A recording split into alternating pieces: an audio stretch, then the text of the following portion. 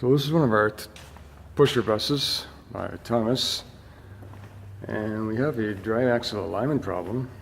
The bushings, we've checked them out and they are showing signs of wear.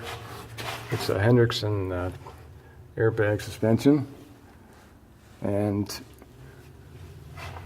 they have actually a concentric type of washer that half-inch drive, and you can adjust the alignment forward or back, which is a lot different than the old style, which had a torque rod to the frame, and then you could adjust with shims.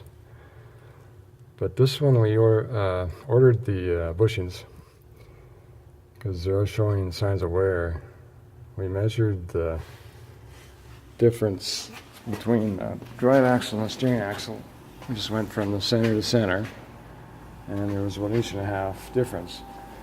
And we were going through tires. These are a new set.